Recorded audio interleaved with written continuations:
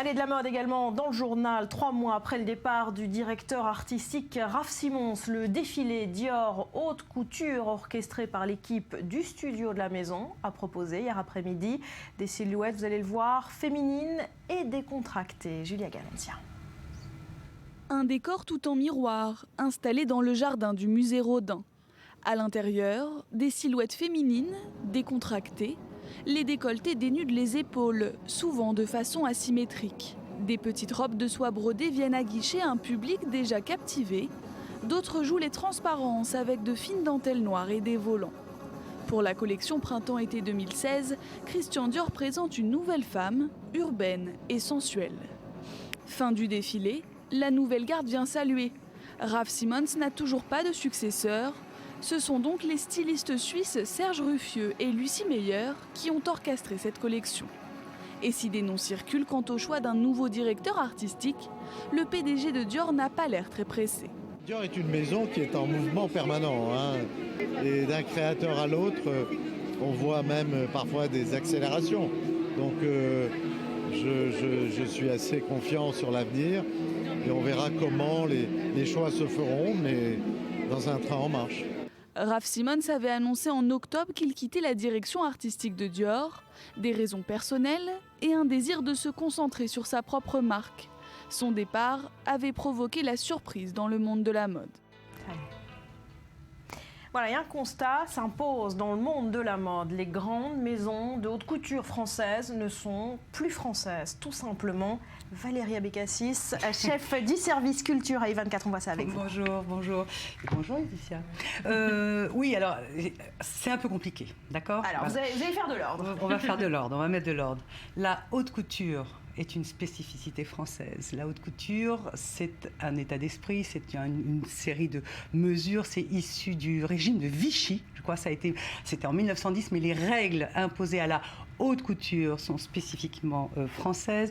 Il faut un minimum de 20 ouvrières, il faut montrer 75 modèles, maintenant c'est 50, et ça doit se terminer en gros avec une robe de mariée.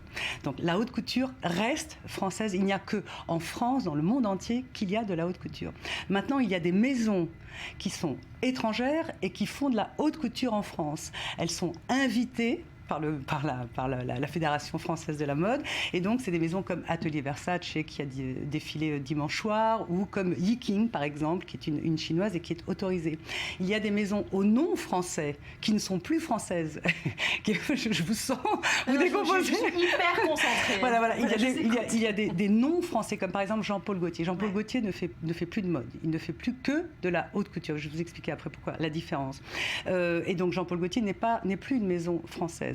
Donc en très très gros, il reste qui en maison française ? Il reste Dior, dont on vient de voir les magnifiques images, et il reste Chanel qui a défilé. Alors qu'est-ce qui nous dérange là-dedans ? C'est quoi ? C'est un savoir-faire français qui va se perdre ? Alors non, pas du tout. La haute couture, c'est du sur-mesure et c'est une obligation d'engager, de faire travailler ce qu'on appelle les métiers d'art. Donc ce sont les plumassiers, les paruriers, les bottiers, les chapeliers, les gantiers. C'est des métiers extraordinaires. Donc cette obligation-là, elle est préservée grâce à la maison Chanel qui, en 2002, je crois, a racheté la plus grosse partie des métiers d'art français. Et donc, pour pérenniser ce savoir-faire, a racheté ces métiers d'art. Donc, il n'y a rien de dérangeant. Il faut juste accepter que des étrangers qui travaillent pour des maisons françaises viennent travailler en France dans la haute couture, que, par exemple, John Galliano, c'est lui qui s'occupait de Dior avant. John Galliano, maintenant, il est engagé au sein de la maison Margiela. On croit que c'est une maison française, belge, pas du tout. Ça appartient à un groupe italien, ça appartient à Diesel. Galliano va donc présenter de la haute couture, là, pendant ces 3 jours qui arrivent, sous le label Maison Margiela, dans le cadre de la haute couture. Je ne sais pas si vous me suivez. En gros, en très très gros, c'est un savoir-faire extraordinaire, c'est une spécificité, c'est du sur-mesure. Ce sont des clientes extrêmement riches qui veulent avoir des vêtements faits pour elles, spécifiquement pour elles, avec des métiers d'art extraordinaires. Ce sont ces 3 jours-là où ces collections sont montrées, spécifiquement françaises. fait. Et là, à l'intérieur, il y a une espèce de grande anéantissement des frontières, on va dire. La mondialisation, voilà, qui s'impose partout. Oui, on peut dire ça, mais enfin soumise à des règles très strictes. Parce et elles sont respectées, et bien ces sûr. métiers sont préservés, c'est Ah, l'essentiel. sinon, vous n'avez pas le label couture. Alors après, vous pouvez être un petit créateur, vous coller pendant ces 3 jours à Paris. Il y a plein de présentations qui ont lieu en ce moment. Mais si vous voulez avoir le label couture, haute couture, vous êtes obligé d'obéir à ces lois très strictes. Voilà. Vous pouvez être invité ou officiel. Merci. Clair En tout cas, d'être venu nous expliquer tout ça, je pense que c'est très clair. Bon, voilà. J'ai tout compris, on fera le petit examen Mais ça après. reste quand même très cher. Et très beau, et très magnifique.